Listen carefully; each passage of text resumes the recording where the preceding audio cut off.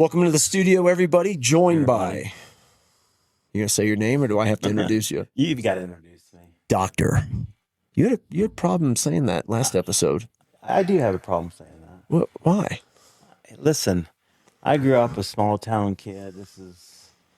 I don't know. I just think of myself as who I am, and I don't know. That's why you're better than so many people. I don't know. They think they're hot shots and you're knocking them out of the water. Because I don't, and I think that's it. I don't think I'm any hot shot. So You are. I'll say it for you. Hot shot, Dr. Robert Shafer, co-host. We're testing this out. It's guest / co-host kind of thing. I've been asked several times. So back when Rob used to do it, when we started the podcast and he did it with me, he was more of kind of a color analyst about more than anything. But I get asked a lot, like, what happened to him? And I think people get sick of me. Well, maybe it's the Rob name. It might be. I didn't even think about that. I got to watch that. Rob 2.0? Yeah, I got to watch that. I told maybe it's maybe short-lived. I told him, I told Rob that I'm getting you. Oh, okay. I'm getting sick of me. I have to, when I listen to these podcasts and make sure they're edited properly, I'm tired of listening to just me.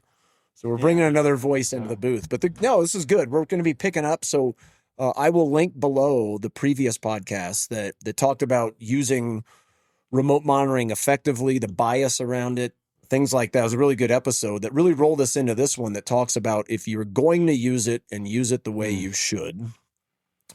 Today, we're going to talk about how you need to revamp the existing patient experience. And I really call it digital workflow. Many people, when you think digital workflow, they're thinking iTero, aligners, that kind of thing. Our brands go way beyond how you can use video to communicate. It was way beyond it. And today we're going to dive in and touch on some of that. But the main point today is making sure, and if you don't use remote monitoring, you still should be doing these things. But I think you run into you don't have time to do these things.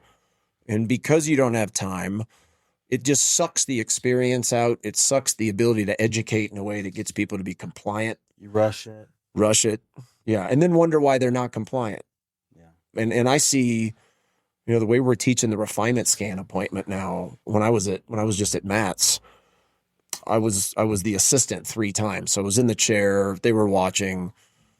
We did use the iTero and the refinement scan, and all 3 of the patients were like, wow. Yeah. That's incredible. That happened. Thank you for showing it to me. One of the kids got the digital, they scanned the QR code, went and showed their mom. She was so pumped. Yeah.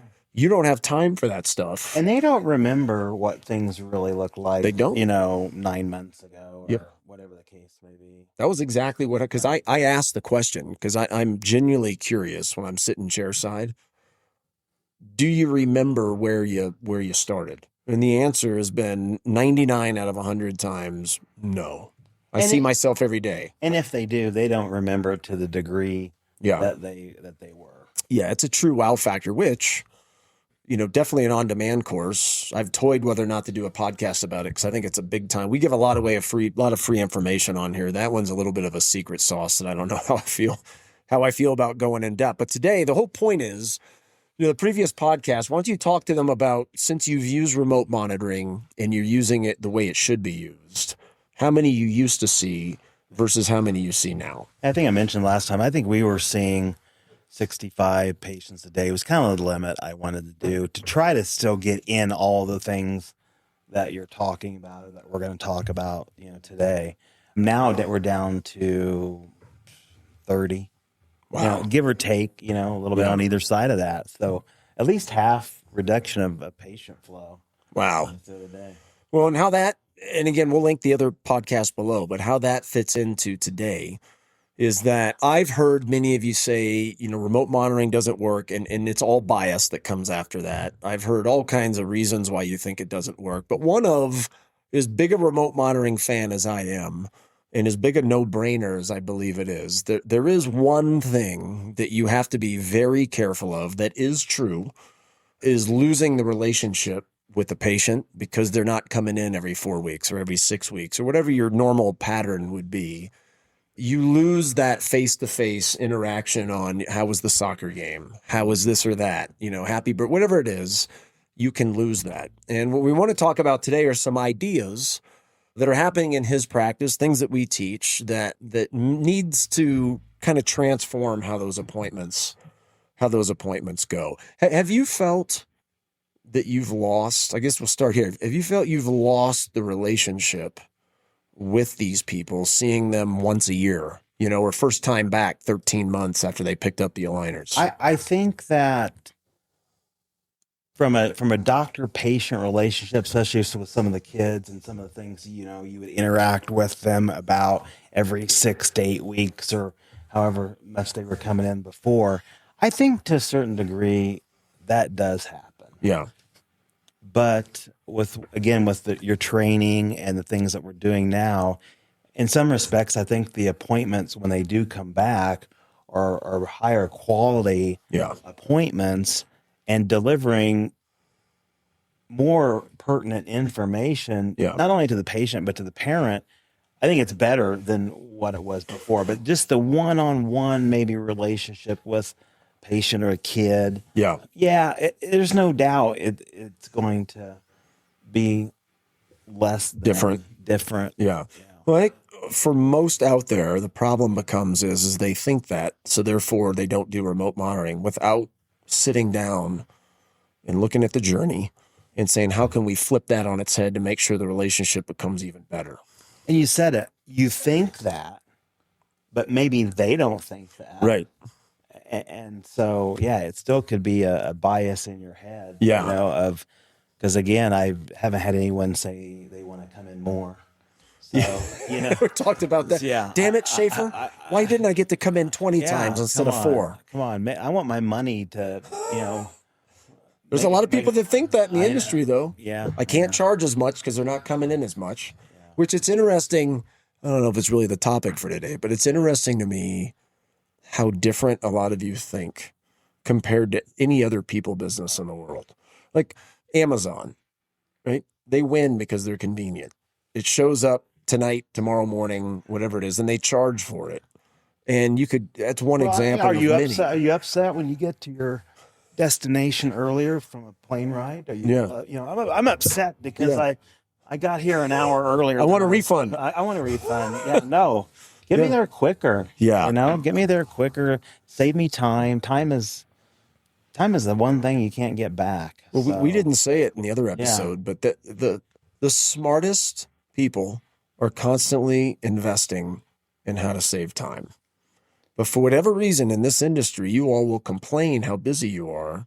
There's 100 solutions to unbusy yourself and get your time back, and you won't use any of them a lot of times. So it's almost like you want to go to the AAO and complain to 10 people rather than investing in the solution to fix it. It's a very interesting dynamic. But so today, if you go into some of the finest, and I don't know, obviously if your clients out there, this, but when we talk experience on here, what we are referencing is the finest of fine Michelin stars, the finest of fine 5-star hotels, those kind of things that we are trying to get installed into the practice environment.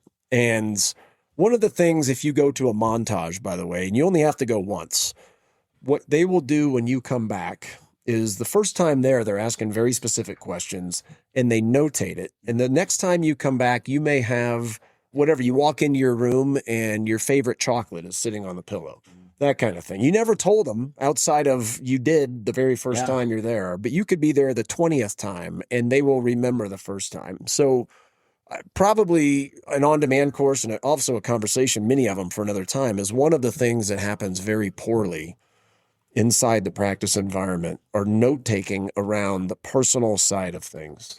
Usually the clinical, pretty good, pretty thorough. But if you look at from what the TC found out to anybody else that they interact with, you don't see a lot of notes around soccer tournament. Make sure to ask them about it. The family's taking a vacation to Hawaii. Make sure to ask about it. The people business side, the notes suck. And why is that? Well, I know the answer. Yeah. We're going to say it at the same time. Why is that? Why do you think that is? Listen, well, number one, it's just not done. Yeah. It's not forefront in your mind. You're not trained on it. But for two, if you're busy and you've got a waiting room full of people, you're on to the next person. Yeah. And Everybody's a number. It's a number, and you're trying to get through. And Well, I think part of it, you say it, and I've stolen this line, is it's people over procedure. But so many practices, no matter what they say, it's procedure over people. Oh, is that what we were supposed to say at the same time? That's what I was going to say. Yeah, for sure. I blew it. Yeah. Well, I mean, it's why like the assistants don't view their job as a people. But that's why everything we teach is so different on that side, is they don't. And it's also, it's mostly your guys' fault, because if you look at the job description of an assistant, nowhere in there does it say anything about being in a people business and learning how to educate and all that stuff. So I don't even think it's on the forefront of their mind. It's just cleaning up a tray and going and grab the next patient. That's what's on their mind. Yeah, the technical stuff. And that's what as orthodontists, that's what we know. Exactly. That's what we teach the assistants. Exactly. And that's why it's in the job description that way. So the point here is, and this is, again, whether you're using remote monitoring or not, this should apply to your practice. But I want you to kind of envision, and it goes way, way deeper than this, but treatment coordinator finds out that the family's going on vacation to Hawaii, as an example, right? That's notated. And then the way we would train the concierge, which is a job description flip for the front desk, is making sure that when they come in 4 weeks later, 3 weeks later, whenever they come in for the delivery appointment, no matter what treatment you're doing, making sure that concierge has read the notes and asked them about the trip to Hawaii. And it's a wow factor. And that's then passed on to when the assistant is interacting with them and they learn about how was the trip to Hawaii, and they're building the relationship. And the next thing you know, kid has a soccer tournament in a few weeks. That's got to be notated, because you're not going to, if you're using remote monitoring, right, you're not going to see them a few weeks from now to go, hey, how was that soccer game? So now whoever's running remote monitoring needs to proactively ask in remote monitoring, how was the soccer game? And those, if you're not doing those kind of things with that kind of communication, you will lose the relationship without a doubt with the patient. And if you are doing that, though, as I think about this, really the relationship, yes, they're not coming in and out of the office and that. But you're probably interacting with them more in what they are doing in their daily lives than what you were doing before. Right. Because again, you're worried about the next person up, right. And so that's a great point. Because I think if you're doing it the way you should be doing it, you are interacting with them more. You're shooting some personal videos in there, check-in videos. You're texting in the platform, asking them how the soccer game was. And as we talked about before, you're letting them know maybe if there is a cooperation issue, right off the bat, or hygiene or whatever, you're getting that to them. You're talking to them and through that with them well before you would even have seen them back in the office in a traditional manner. Which is a perfect point. I mean, that and again, the podcast will be linked below, but the one that we did a little bit ago, that is one of the biggest reasons that remote monitoring is a no-brainer, is catching it now rather than 6 weeks from now. I mean, who the hell wouldn't want to catch it today rather than in 6 weeks? And when you have that conversation, but getting back to this one, you have that conversation with, they're so appreciative of the fact that you're letting them know so far in advance of where you might have been, at a 10-week appointment, 100%, something like that. 100%. So we're going to dive into other examples, but just taking proper notes goes way beyond. And today isn't about notes, but it is about making sure that you can run your appointments differently. You can also communicate inside remote monitoring, whichever one you're using. One of the things that you have to avoid, and I see this, is that the only time the patient hears from you is when they're doing something wrong. And that happens a lot, right? They're not, all of a sudden they're not scanning. Boom, that's when you communicate with them. And that's the same way being a leader inside your office. If all you're ever doing is catching people doing things wrong, they're going to tune you out. And that's how all of you create the non-compliance. Like, you make it even worse than it was by not asking, how was the soccer game? Or, hey, kiddo, great job at scanning. We're really proud of you. Keep it up. There's not many practices that effectively communicate that way. And that's another way you're going to lose the relationship when they're coming in 4 times in 18 months, or in your case, maybe even less. you know, which is mind boggling. And the results are amazing. So anyway, topic for, previous podcasts. You just got to communicate differently in it, which requires training. And with it, it requires training. And with this training, it's going to make you, your team, a better communicator, in these situations. And even if you don't, it's still use remote monitoring. It's still going to be a benefit. It's just harder to do. Yeah. Because there's not as much time to do it in. To do it. Yeah. Well, and that goes back in now and going beyond the notes is, so many of you, you have these, whether they're coming in every 4 weeks or whatever it is, and whether you're doing brace, whatever the treatment modality is, almost really doesn't matter.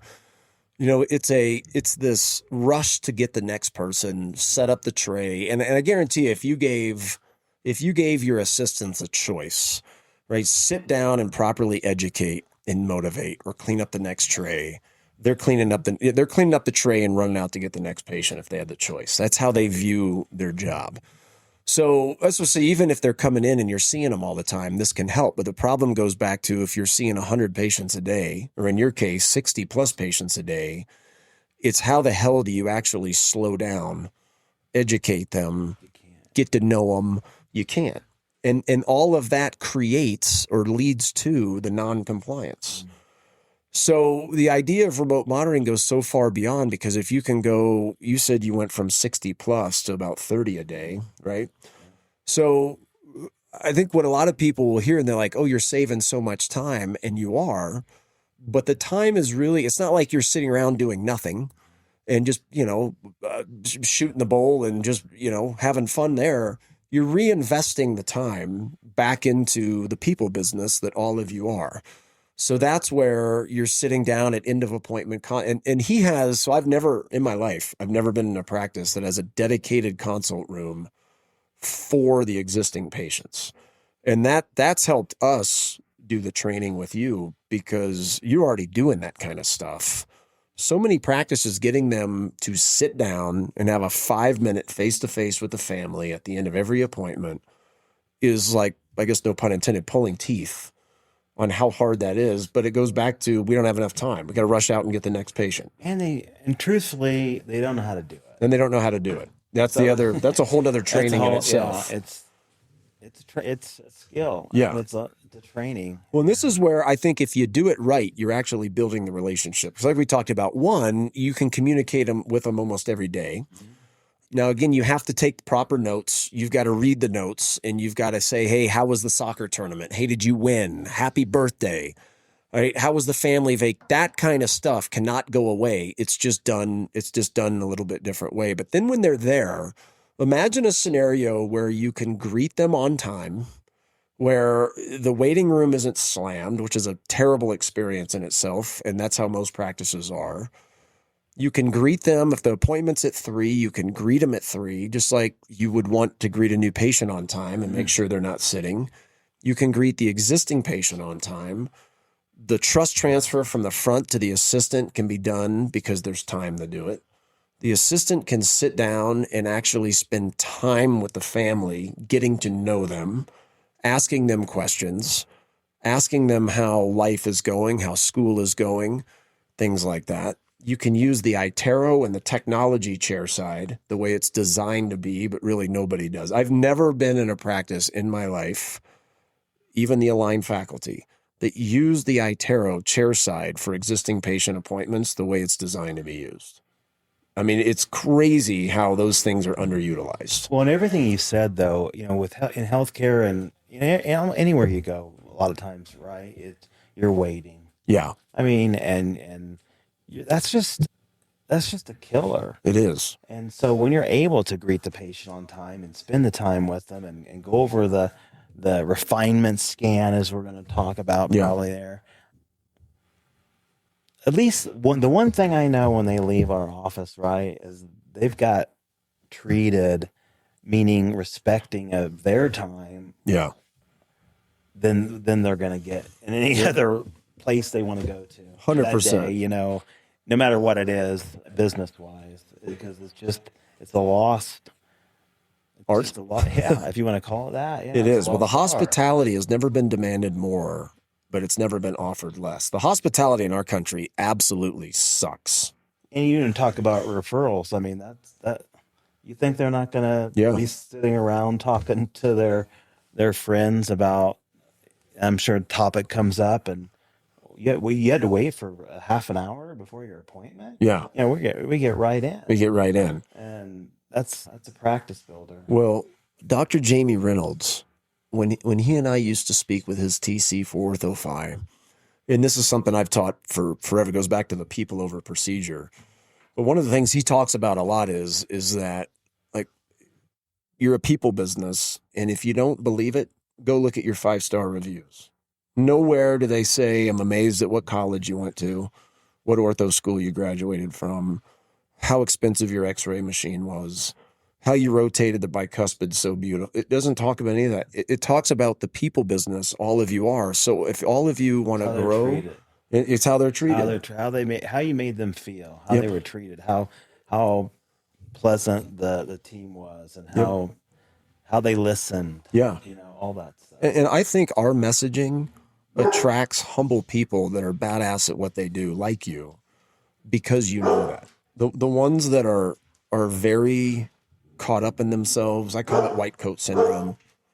There's an arrogance of my clinical work can dictate the price I'm going to charge, how much I'm going to sell, and how much I'm going to dominate the community. And that mindset is going to be turned off by a lot of the things that we're talking about, and that I talk about all over the world, really, because we're obsessing over the people business. But back on the topic for today, whether it be note taking or whether it be, and we're not going to talk about today like what you can do, like how to use the iTero and the things you can do. The point is, though, is that some practices will say we use remote monitoring, we dabbled in it, which that's one reason you failed. But the other reason is that, we didn't see the patient, we lost the relationship, blah, blah, blah. But it never crosses their mind that they lost the relationship because they're not doing it the way they need to do it. Mm-hmm. The communication inside, and this is for all of you out there that use remote monitoring, you need to be very careful and make sure, and this is something, whether it be whatever remote monitoring you're using or whatever company you're using, where we come in and help, like those companies are not going to train your people how to speak inside remote monitoring. So if you look at, and I've been disgusted by it, if you look at a lot of the people that are doing the communication inside remote monitoring, it comes across rude. Because a lot of times you can shoot a text message that you can't tell the tone, which is why we're big on video inside there. You can't tell the tone. So it comes across not that nice. And those are the other ways where you're just turning people, every time you send out a message, just turning them off. So you've got to learn how to speak whenever you're typing into remote monitoring or sending a video or whatever it may be. And I don't think a lot of people even think about that. And even if they do, I don't think they're training their people how to respond, how to speak, that type of language. Yeah. You do. Well, I agree. And I think the point is that because you might be, in my case, it's oftentimes 7, 8, 9 months before they come back. 13. You have to have some systems in place, whether it's notes and all around that. I mean, you got to make that just a great appointment. 100% for the people, because they're not coming in all the time to see. Yep. But I still think it can be better because the quality of it is better, and they're going to feel special. I agree when they come in. Yep. And giving them the time and just going through the refinement. Yeah. Before and after, they're just blown away by that, and you're just not doing that in a normal. You're not day-to-day schedule of patients. 100% you're not. So it's also, you'd imagine a world, and again, we're not going to dive too heavily into it, but we're big on video. Most of you out there know that. You could be new listening, as we're big on the statistics are very demanding around consumers wanting businesses of all kinds to communicate via video more.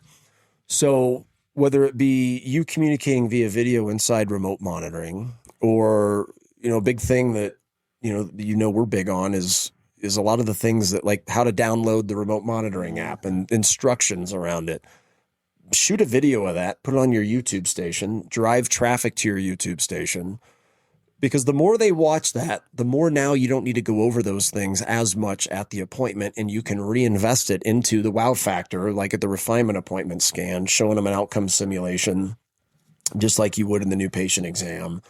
The draw board, the draw feature, the QR code feature, maybe they're not compliant and you need to have an extra time communicating to the family, which is a trained skill set, by the way. That's it. I don't think the industry understands that every time an assistant speaks, that's a people business skill set that they are not trained at all in. I mean, we've seen the struggle at your practice with that. Just getting them to speak in a way that enhances experience is not easy. It's hard. It's been an ongoing journey for sure. But as they're learning, those appointments they still go well because they have time to spend with the family and they're not rushing out to get the next number. Yeah, I mean, we want it perfect, but I think oftentimes you've said done is better than perfect. Yeah. I mean, you just have to have that conversation, and if it's not exactly scripted, the way that you would want it, it still can go a long way For sure. when you're spending that time with them, and they understand that you're doing it because you care. Yeah. And you're wanting them to just have a great experience. Well, it all dominoes. Nothing is singular. So, and I see it in your practice. It will, like whenever you're whatever they come in and they're done with Invisalign as an example. So many practices, because they're so rushed, that appointment is not special. There's nothing to it. It's just blah. Okay, you're done. There's no smile reveal. There's no music. You don't pause and dance around. Like you're blowing social media opportunities left and right because you don't have the time for the team to get excited for the patient and that smile reveal. And everybody handles that. I mean, I know you guys do it, and some patients are wowed by it and others based on personality. They're you'd be surprised though, where you think maybe someone isn't and you still do it. And they still little still smile get a kick out of it. And they still get a kick out of the fact that even though they're in Invisalign and they you'd think that they could see their teeth and smile, they're still blown away when it's all off and done and it's well, that just goes back to they forget where they started. They do. And that's why that refinement appointment scan appointment, transforming that is just so, that's become my favorite thing that we do is revamping that appointment. That's a good move. It is. And even being able to show them the occlusogram and how much healthier the bite is getting and the trajectory there has been amazing. And like you said, use it in the part where you don't see the progress because of lack of cooperation. It works both ways. Yeah, it does. That refinement appointment works both ways. Are they doing a lot better or are they not? Are they not compliant? And it's an eye opener either way to the parent, and even kind of wakes the kid up either way too sometimes. Well, it also, I mean, if you get the parents that think their kid can do no wrong, I think that it's very hard to argue the text sitting right in front of your face on it's not getting better aesthetically and it's not getting better functionally either.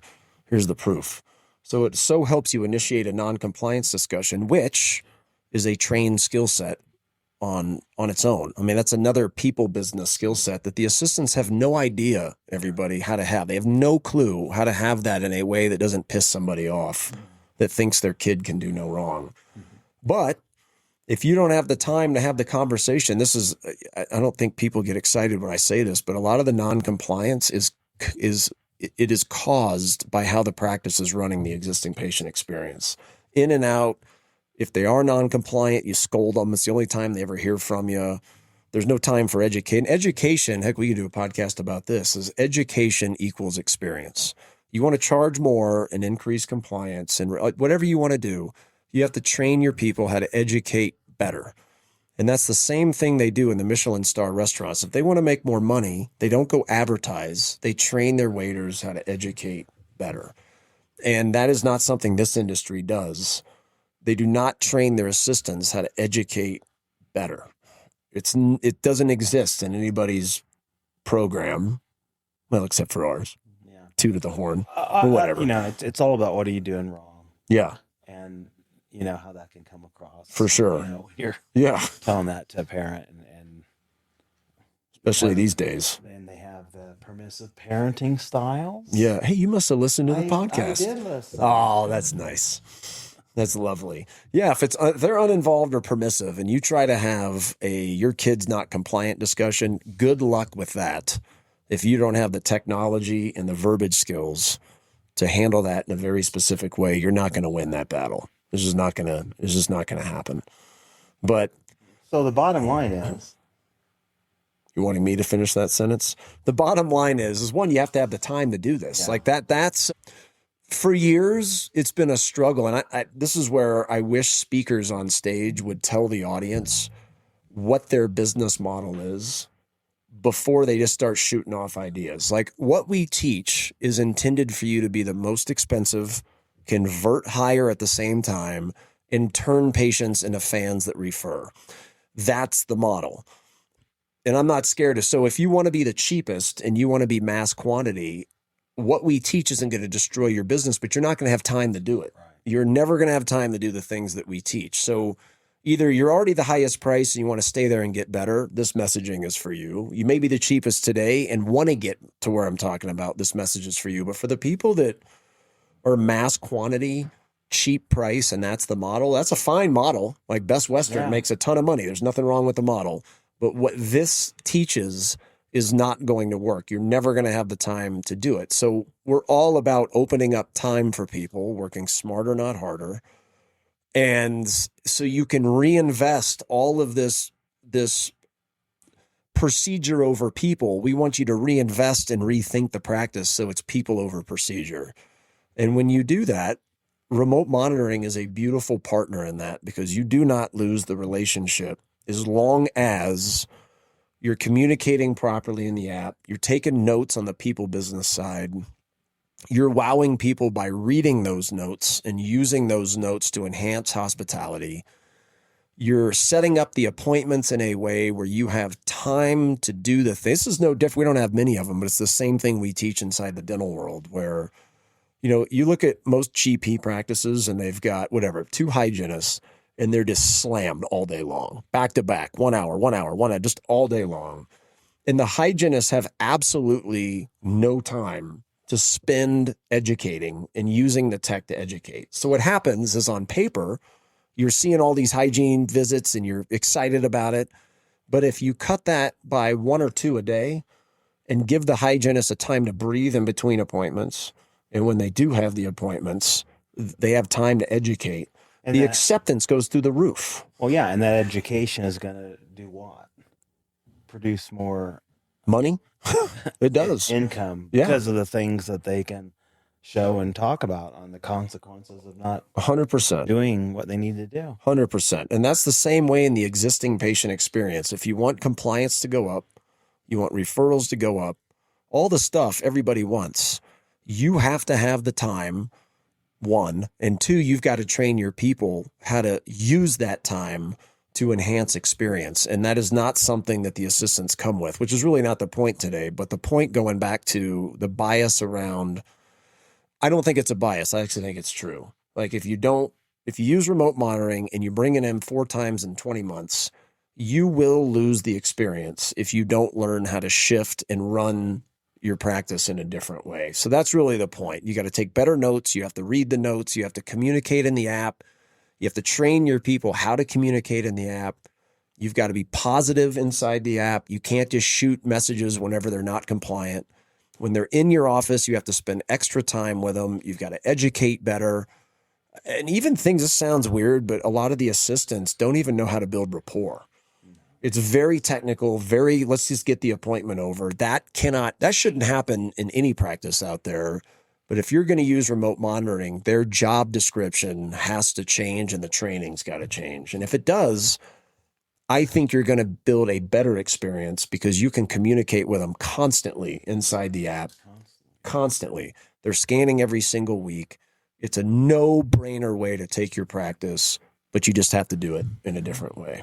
Yep. What do you think? I agree. Is that a good one? It's good. It's good? It's just, I can't think about doing it any other way, which is another podcast for another time. It is. About, about the kind of the practice. Yes, kind of practice you want, and the mind struggles that go along with that. You know what you just said? It's a podcast for another time. I did say that. You see? You see what happens? I did say. Now you know. It just comes out. No, I can't either, man, because I see the difference between practices that don't do it and the practices that do. And every single practice that does, not even to mention you can use it as a reason to buy from you to begin with, right? Which is something we'll shoot probably while you're here. I think we can shoot that. But every practice that uses it effectively kicks the crap out of the ones that don't, because the people business is enhanced every time. I think because it's different, it's a different mindset, even for, this business. Yeah. It's exciting though. It is. It's exciting to feel like you're making even more of a difference than you would be otherwise just by your results. 100%. Dentally. 100%. You get to hear the comments like I've never been treated this way, or I've never been in any kind of healthcare setting, any business that runs like this. I mean, that's just, to me, that's what it's all about. That is what it's all about. Yeah. And you're able to do that in this type of a model and system. Well, that, Matt Josie's vision was always, it's winning the word of mouth. And I love that vision because you never achieve it. Like, that's a vision that you're always striving for. You never cross the finish line, which is really what a vision is. A vision is not something you accomplish. And this is definitely, podcast for another time. But the people business is how you end up winning the word of mouth. And this is and you talk about this all the time, how many people compliment saying this is like the best experience I've ever had. And they're not even referring to ortho. It's just period. A business. The business. And I've had people say that who, are in that industry and work with people in the industry. And, and that's what's like kind of unbelievable. Yeah. That's pretty cool. It is pretty. Yeah. You're serving really people. Cool. And that's the thing too, is why it stands out, is the patients you're serving are in hospitality, like they're in the restaurant business, the hotel industry, they own their own business, they're whatever it is, like they are in the people business, just like you are, but how people don't view it. So they're telling you it's better than anything they've ever seen. And they're going, where am I at? I'm in an orthodontic office? Immersive. That's exactly what you want. Yeah. All right, this is good. Yeah. You want to sign out? Let's sign out. Tell them bye. See y'all later. Everybody, if you're watching on YouTube, make sure to thumb this up, get some comments going, share with anyone that wants to get better personally or professionally. Audio experience listeners out there, 5-star review for us as we continue this massive underground cult following. Till next time, we're out.